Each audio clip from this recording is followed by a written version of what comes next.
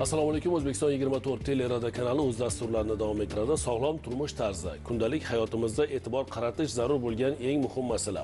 Zero sog'lom turmush tarziga rioya qilmasak, salomatligimiz xavf ostida qoladi. Turli kasalliklarga ro'baro bo'lishimiz tabiiy. Afsuski, ko'pchilik buni bilsa-da, sog'lom turmush tarzi qoidalariga har doim ham rioya qilavermaydi.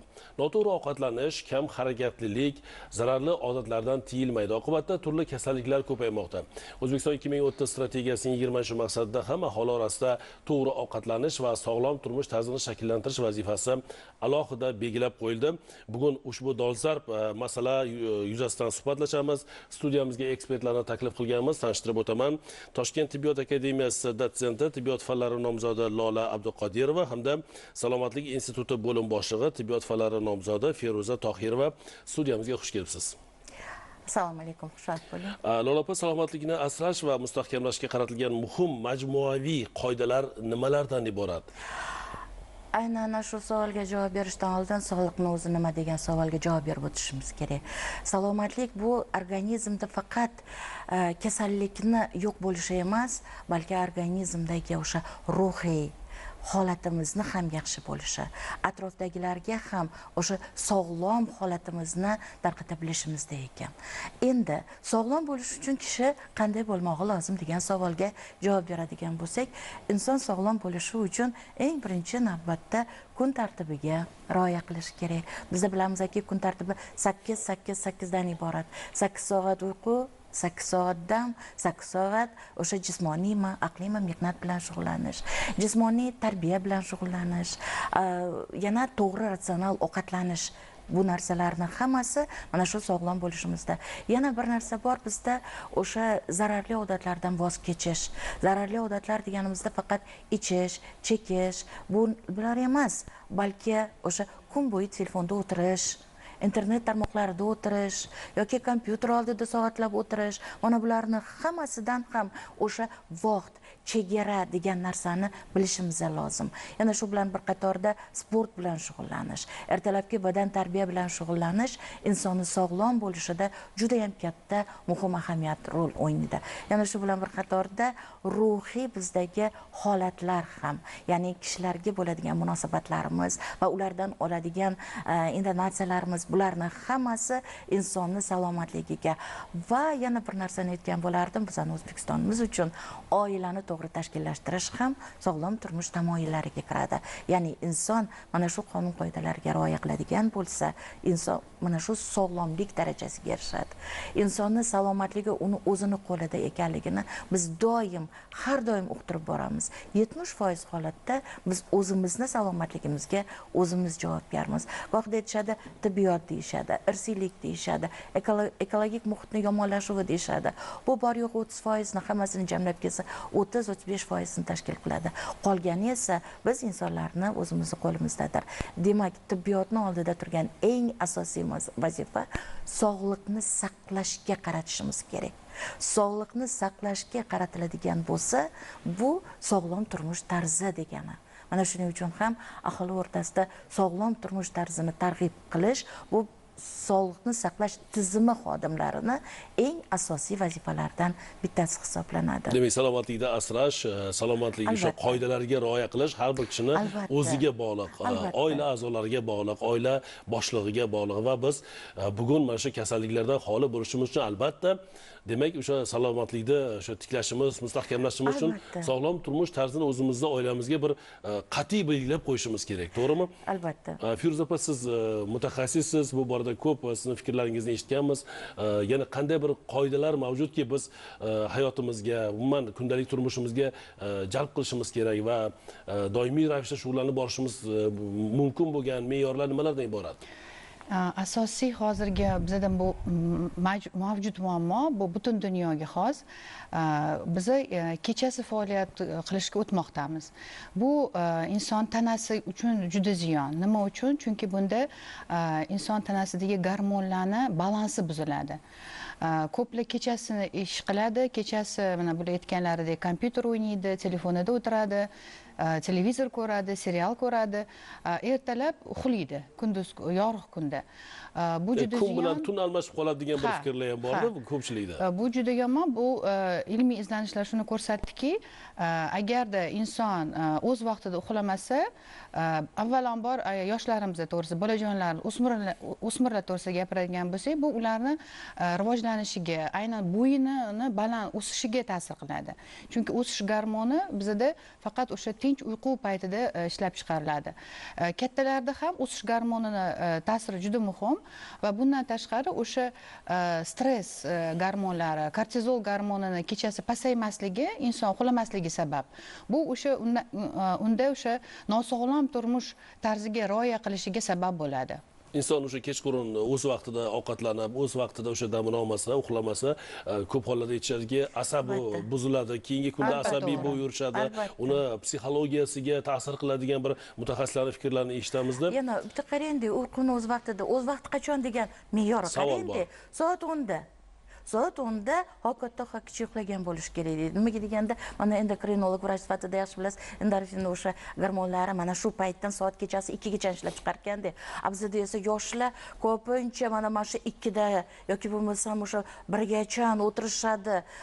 U yog'iga esa uyquda halidagi halovat bo'lmaydi. 2 dan keyingi uyqu esa bu tinch uyqu deb aytila olmaydi. Shuning uchun bekorga, bejizga aytmadimmi, 8 soat uyqu albatta bo'lishi kerak kun tartibimizda. Ko'pchilik yana bir fikrlar borki, masalan, kechqurun mana kompyuterda o'tiradi, o'yinlar o'ynaydi, aytganingizdek tunda 1-2 bo'lib qoladi va ertalabki 2 soatlik uyquni olsam, o'sha o'zi yetadigan bir fikrda bo'ladi. Demak, soat 10 dagi uyqu o'sha inson organizmi uchun juda zarur. Kechki 10 da biz demak dam olishimiz kerak. Agar zarur hollardan tashqari agar juda band bo'lmasangiz, juda bir agar bu narsa har kuni takrorlanadigan bo'lsa, bu patologiyaga aylanadi. Bu insonning organizmida turli kasalliklarning kelib chiqishiga sabab bo'ladi. Buni yoshlar bilishi kerak. Mana hozirgi zamonning eng katta tashvishli holatlaridan bittasi mana shu desak mubolag'a qilmagan bo'lamiz. Mana ko'p tadbirlarda, tashviqot tadbirlarida ishtirok etasizlar. Mana shu ko'proq yoshlarga qanday bir maslahatlar beryapsizlar? Ular qanday qabul qilyapti bugun? Hozirgi yoshlar juda ham yaxshi qabul qilishadi, bilasizmi? Ko'p holatlarda aytishadiki, quruq gap deyishadi, yo'q, quruq gap emas.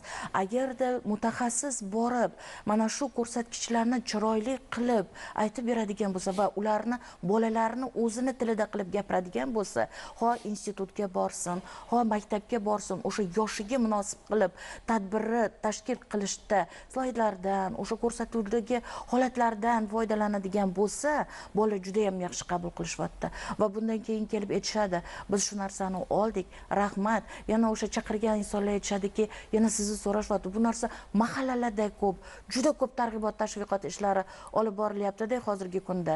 Mana shu sog'lom turmush tarzini targ'iboti bo'yicha maktablarda, o'sha mahallalarda, institutlarda, o'rta maxsus ta'lim muassasalarida olib boriladi va yoshlar buni juda ham chiroyli qabul qilishyapti. Ishonavering. Demak, rioya qilishyapti. Buni ta'siri o'zini o'sha hayotda o'zi ijobiy o'sha foydasini, ijobiy ta'sirini ko'rsatyapti. Agarda o'sha narsani biz rasmlar orqali, kasalliklar orqali naglядно deydi, ko'rsatib bera olsak, slaydlarda filmlar qilib, video filmlar qilib ko'rsatadigan bo'lsak, bolalar yaxshi qabul qiladi. Ayniqsa chekishni zarari haqida gapirganimizda, bolalar jon quloq bilan eshitadi va to'g'ri ovqatlanish nima ekanligini va o'sha internet tarmoqlaridan foydalanganda o'sha targ'ibot, tashviqot ishlarini to'g'ri olib boradigan bo'lsak va bu narsani, ayniqsa bu targ'ibot ishlari bilasizmi, oiladan boshlanishi kerak deb o'ylayman-da. O'sha telefon deb aytamiz, telefonda faqat telefon juda ham katta narsa-da, bu juda ham foydali, lekin zararli taraflarini ham aytib o'tishimiz kerak-da. Oiladan boshlanadi deganimizda, oilada ota-ona o'zi ovqat ustida ham, dam olishda ham, boshqa vaqtda ham shu qo'lidan telefon tushmasa, telefon tarmog'ida o'tiradigan bo'lsa, bola kimni ko'radi? Telefon o'ynayotgan ota-onasini ko'radi. Demak, hayot shu ekan deydi. Shuni qabul qiladi va ota-ona bolaga o'sha telefon o'ynamagin, 3 soat bo'ldi, 2 soat bo'ldi deb ayta olmaydi. O'zingizchi deydi. Shuning uchun ham ota-onadan boshlash kerak bu narsani. Aksariyat ota-onalarimiz o'zlari Albatta. telefonga bog'lanib qolishgan desak ham bo'ladi. Albatta. Chunki ko'p oilalarda aytganingizdek ota ham, ona ham, hattoki farzandlar ham dasturxon boshida o'sha telefondan uzilmagan holatda ovqatlanish, to'g'rimi?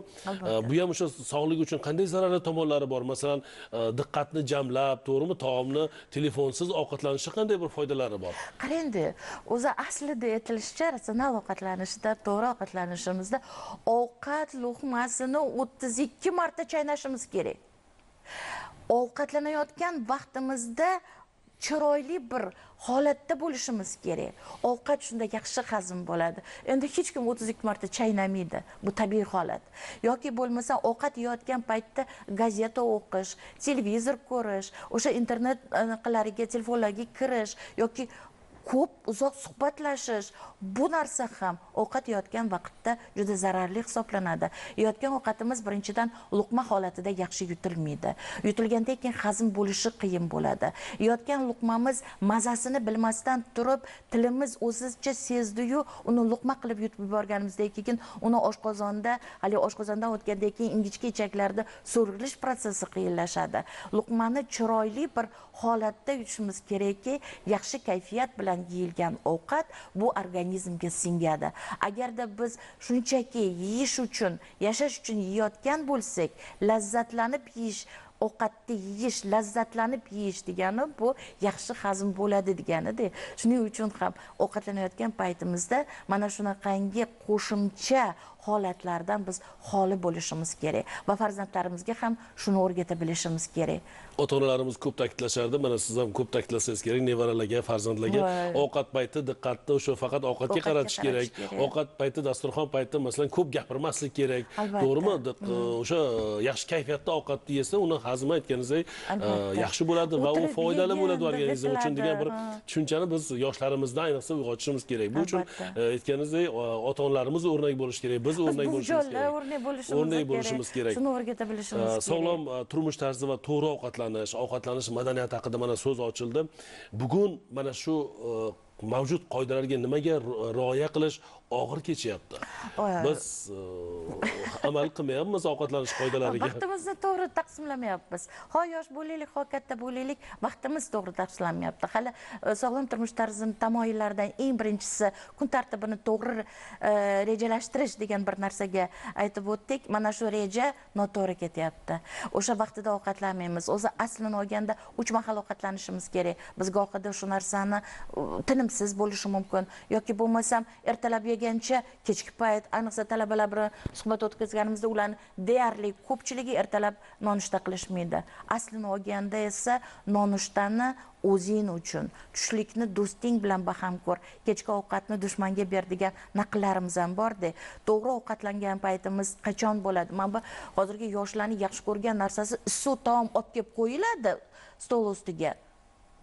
Nabaralar, o'sha yoshlar, yo'q, men fast food yeyman. Yo'q, men hot dog yeyman. Ko'ryapsizmi? Mana bu noto'g'ri ovqatlanishni eng cho'qqisi hisoblanadi. Mana shuning uchun ham ovqatni hazm qilishda, ovqatni to'g'ri tashkillashtirishda, ovqatni yeyishda ham o'zini madaniyati va yeyiladigan ovqatlarni vaqti bor. Mana shu narsaga biz amal qilsak, vaqtimizni to'g'ri taqsimlasak, ratsional ovqatlanish, to'g'ri ovqatlanishni amalga oshirgan bo'lamiz. Va yana bir savol kelib chiqadi. Lola opa, shu yerda siz endi mutaxassis, siz katta tajribaga ega shifokorsiz. Biz bugun qanday ovqatlarni yeyishimiz kerak va qaysi ovqatlarni qachon yeyishimiz kerak? Endi buni ham ko'pchilik bilavermaydi. Masalan, yog'li ovqatlar mumkin emas, organizmda qaysidir kasalliklarga to'g'ri kelsa, umuman masalan achchiq mumkin emas, sho'r mumkin emas degan bir shifokorlar tavsiyasini eshitamiz, to'g'rimi? Qanday bir tavsiyalarni berasiz? Me'yor bo'lgani yaxshi. Bizning organizmimizga doim oqsil, yog', uglevodlar, makro mikro elementlar tashqaridan kirib turadi. Bu oqsil nimada ko'p? Go'sht mahsulotlarida ko'p. Demak, go'shtni o'sha qanday yeyish kerak degan savol tug'iladi-da. Masalan, juda ham yaxshi ko'rishadi fast food holatida yeyish. U hali yaxshi pishmagan bo'ladi yoki xumroq bo'ladi. Bu esa organizmga o'ta ziyonli hisoblanadi. Yoki bo'lmasam aytaylik o'sha turli xildagi kabob ko'rinishda, boshqa ko'rinishda iloji boricha go'sht mahsulotlarini o'sha qaynatilgan, dudlangan holatda dimlangan holatda yeyilsa organizmga bu dietik ta'sir etadi va shu bilan bir qatorda yeyotgan vaqtimizda ovqatlarni sarasini yeyishga harakat qilishimiz kerak. Bizda ko'p holatlarda bitta ovqatni tayyorlab 3 kun yeydigan xonadonlar ham bo'ladi-da, erinishadi. Yangi ovqat, har bir ovqatimizni yangi tayyorlangan holatda, ishtaha ochadigan darajada qilishimiz kerak. O'ta sho'r, o'ta achchiq taomlar ham bizning organizmimizga salbiy ta'sir ko'rsatadi. Bu oshqozon osti bezi, ichaklarda turli xildagi yallig'lanishlarni chaqirishi mumkin. Yoki bo'lmasam, mana shunday holatlardan yana biri gazli ichimliklarni ko'p iste'mol qilinishi. Bu ham mana hozir yoz kelyapti. Mana shu paytda ko'pchilik o'sha gazli ichimliklarga qilishadi. Iloji boricha sharbatlardan foydalangan maqsadga muvofiq bo'ladi. Shuning uchun ham ovqatlanayotgan vaqtimizda albatta sifatli ozuqalarni, mana bizning yurtimiz ho'l mevaga boy bo'lgan, ho'l mevalarni ko'proq iste'mol qilishimizni ho katta, ho yoshlar uchun bu bir xilda organizmga foydali deb aytamiz. O'sha aytayotgan meva, poliz ekinlarida makro mikroelementlar bor. Bu bizning organizmimizga nihoyatda kerak.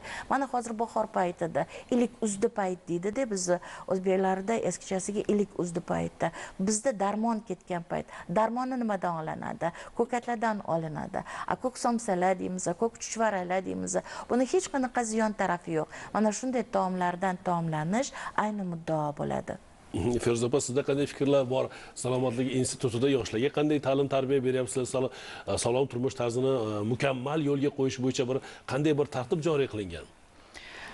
Yuqorida aytib o'tganingizdek, eng asosiy muammo bu shu sog'lom turmush tarzi qoidalariga rioya qilish. Mana biz yaqinda so'rov o'tkazdik. Ko'plar biladi.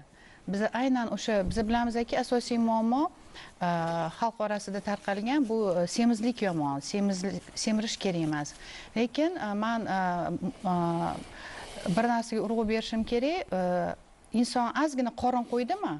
Bo'ldi. Bu unda o'sha qandli diabet 2-turi, yurak-qon tomir kasalliklari, hattoki saratonning ayrim turlarining rivojlanish xavfi oshdi degani. Shuning uchun biz o'sha e'tibor berganimiz, so'rov o'tkazganda qorin qo'ygan, ayniqsa erkak kishilarimizni biz ulardan so'rayapmiz. Bilasizlarmi sog'lom turmush tamoyillari, nimaga inson semiradi desak, bilishyapti hammasi, lekin o'zlariga rioya qilishmaydi. Hozirgi asosiy biza bu muammoga yondashishimiz zamonaviy bo'lishi lozim. Nima uchun? Chunki biz bilamizki, bir inson bir nimaga rioya qilish uchun, yomon odatlarga bo'y bermasligi uchun unda motivatsiya bo'lishi kerak. Bizni sababini ko'rsatishimiz kerak. Quruq agar kasallikka olib keladi desangiz, ayniqsa yoshlarda bu hali insonning hayot sifati shikastlanmasa, o'zgarmasa, qiynalmasa inson u rioya qilmaydi. Shuning uchun biz tushuntirib berishimiz kerak, motivatsiya berishimiz kerak. Ya'ni nima uchun sen shu sog'lom turmush tarzi bilan shug'ullanishing kerak? Asosiy narsa bu psixologiyada bor. Hozirgi zamonda ayniqsa juda keng tarqalmoqda. Har bir yosh muvaffaqiyatli bo'lishni xohlaydi. Chet elda muvaffaqiyatni asosiy bir qismi bu sog'lom bo'lish. Ular muvaffaqiyatli inson sifatida qorin qo'ygan insonni hech qachon misol keltirishmaydi. Nima uchun? Bilishadiki, inson qorin qo'yib boshlash, demak, sog'lom turmush tarziga rioya qilmaydi. Bu isbot. Shuning uchun albatta biz yoshlarimizga aytgan bo'lardikki, albatta muvaffaqiyatga erishishda sog'lom turmush tarziga rioya qilish juda muhim, chunki o'sha ovqatlanish ham ularni miya faoliyatiga ta'sir qiladi. Ko'pincha ilmiy izlanishlarda ko'riladi, ko'p yog'li, ko'p shakarli, ko'p tuzli narsalarni iste'mol qilgan insonda o'sha bosh miyada faol jarayonlarni ketishi sustlashadi. Va alohida e'tibor berish kerak jismoniy faollikka. Nima uchun? Ko'pincha insonlar aytishadiki, jismoniy faollik faqat ozg'in bo'lish uchun kerak deb. Yo'q.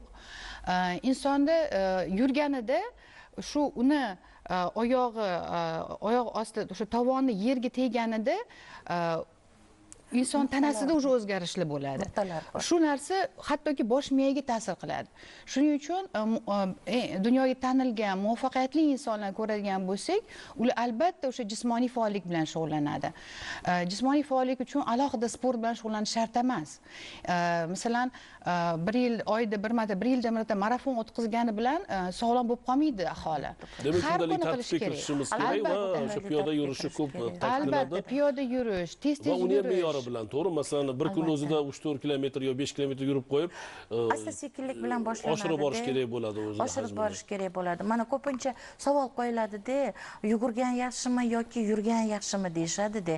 Agar yangi boshlayotgan bo'lsak, biz yurgan ma'qul deb aytamiz. Yurishda ham qachon yurish kerak? Yurishda ham erta saharda, tongda yurganimizda ob-havoni yaxshiligi, havoni yaxshi tozaligi bu bizning organizmimizga yaxshi ta'sir qiladi. Yurgan vaqtimizda o'sha burun bilan nafas olishga harakat qilishimiz kerak, og'iz bilan emas. Shu bilan bir qatorda mana hozir juda ham chiroyli gap aytdilar. Yurgan paytida, o'sha sayr qilganda yoki bo'lmasam yengil yugurgan vaqtda bosh miya yaxshi ishlar ekan. Bizda qariyalarda Alsgeymer kasalligi bor, hali eslash qobiliyati yomon degani. Shuning uchun qariyalarga ko'proq sayr qilishi tongda buyuriladi yoki bo'lmasam ko'z kasalliklarini oldini olishda qarangki, glaukoma kasalligi, ya'ni ko'z qon bosimini oshishi ham mana shu yurgan odamlarda kam uchrar ekan. Bundan tashqari yurak qon tomir sistemasidagi xastaliklarni chegaralanishi, ya'ni ko'p yurgan odamda qon yaxshi aylanadi, mana shu yurak faoliyatini yaxshilanishiga. Shu bilan bir qatorda endokrin sistemalardagi o'zgarishlarda oshqozon osti bezi yoki bo'lsa ingichka ichakdagi saraton kasalliklarini 3-4 marta kamayishiga sabab bo'lar ekan. Yana shunaqaki o'sha yurgan vaqtimizda, yurgan paytimizda hali juda chiroyli narsani aytdilar. Oyoq yerga qo'yilganda baravar qo'yilishi kerak edi va kiyadigan oyoq kiyimimizda, kiyatamizni iloji bo'lsa yupqaroq bo'lishi kerak. Sabab o'sha yupqa bo'lganda qattiqroq bo'ladi-da, mana shu har bitta nuqtasini massaj qiladi, hali naqa qiladi-da, shunda uyg'onadi. Butun o'sha oyoqning ostida, mana juda ham yaxshi bilishadi mediklarimiz, bilamiz, hali oyoqning ostida har bitta organga ta'sir etuvchi nuqtalar bor. Mana shular uyg'onadi organizmda. Va shu bilan bir qatorda mushaklar sistemasiga ta'sir qiladi, suyaklar sistemasiga ta'sir qiladi. Qarabsizki, organizmda sog'lom turmush tarzi deganda biz jismoniy harakat va yugurish, yurish bejizga emas. Hozirgi kunda prezidentimiz tomonidan juda ham ko'p qarorlar va shu bilan bir qatorda shuni amalga oshirish, mana strategik o'sha niqlarda aytiladiki, sog'lom turmush tarzi uchun sharoitlar ham qilib berilyapti. Salomatlik yo'laklari, sport yo'lakchalari. Shug'ullaning, salomatligingizni mustahkamlang. Har bitta, mana 5 mingdan ortiq bo'ladigan bo'lsa mahallada, har bitta mahallada bor sport o'sha komplekslar. Xohlagan ayniqsa bog'larimizda, salomatlik yo'laklarida, mana Toshkentdagi mana bog'larda, o'sha salomatlik yo'laklarida shug'ullanib, ertalabdan bir kayfiyatini ko'tarib, o'zini o'sha masalan qaysidir bir kasallik bilan agar og'rigan bo'lsa, o'sha kasallikdan voz kechilgan holatlarni o'sha yurtdoshlarimiz qayta aytishyapti. Biz o'sha sog'lom turmush tarziga amal qilganimiz uchun mana shu kasallikdan xoli bo'ldik deyishyapti. Viloyatlarimizda ham, hududlarimizda ham mana shu salomatlik yo'laklari tashkil qilinyapti. Bu hammasi shu aholining salomatligini mustahkamlash, to'g'rimi? Ularning o'sha turmush farovonligini yanada oshirish. Inson sog'lom bo'lmasa hech narsa tatimaydi. Hattoki nabiralarini, hali to'polonni ham tatimaydi, voy boshim ortvardi deydi. Yana bir narsa bor-da. Biz juda kam harakat bo'lib qoldik-da. Shunda yo'ldan chiqamiz, mashina ko'taramiz, ishga boramiz. Ishdan boramiz, o'tiramiz, yana qaytamiz. Shunaqa bo'lib qoldi-da. Shuning uchun ham o'sha ish joylariga iloji bo'lsa, yaqinroq bo'ladigan bo'lsa, piyoda borgan ham ma'qul-da. Mana shu narsalarni biz amalga oshirishimiz kerak. Yoki bo'lmasam, o'sha hech bo'lmaganda bu ostanovka emas, keyingi bekatgacha piyoda yurib borishimi, ishqilib ish davomida harakat qilishimiz kerak, ko'proq harakat. Ko'pincha aytishadiki, ovqatlanib bo'lgandan keyin harakat qilishimiz kerak deb aytishadi. Yo'q, unda ham harakat qilish kerak, undan oldin ham harakat qilish kerak. Iloji boricha eng yaxshi harakat bu tonggi, saharga. Endi uni ovqatlanib olib, qo'zma chopishga chiqaman, yugurishga chiqaman, yo yurishga chiqaman deb ovqatlanib olib emas, balki o'sha 200-300 ml suvini ichib olib, u ham o'sha xona haroratida bo'lish kerak, tana badanga yaqin bo'lgan iliqlikda bo'lish kerak. Uni ichib, keyin biroz harakatlangandan keyin turgan zo'qot, voy men chopishim kerak deb chopib ketsa ham yurakka hali naqa bo'lib qolishi, nagruzka bo'lib qolishi mumkin. Shuning uchun ozgina harakatlanib turib, keyin sayrga chiqishimiz kerak ekan. Yarim soat, 1 soat, hali aytganimizdek, oldin 1 kilometr, 2 kilometr, 1000 qadam, shunga qarab turib, kundan kunga biz o'zimizni mana shu jismoniy faoliyatimizni oshirib borishimiz kerak ekan. Lola opa, Feruza opa, bugungi tashrifingiz va bizga bergan ma'lumotlaringiz uchun sizga rahmat deymiz. Sog'lom turmush tarzi juda bir dolzarb masala. Albatta. Uni yo'nalishlari, qirralari juda keng. Biz keyingi suhbatlarimizda ham siz bilan bu mavzuni davom ettiramiz degan niyatdamiz. Rahmat. Hurmatli tomoshabinlar, dasturlarimiz davom etadi. Birozdan so'ng Axborot 24 dasturining rus tilidagi soni efirga chiqadi. E'tiboringiz uchun tashakkur. Xayr, salomat bo'ling.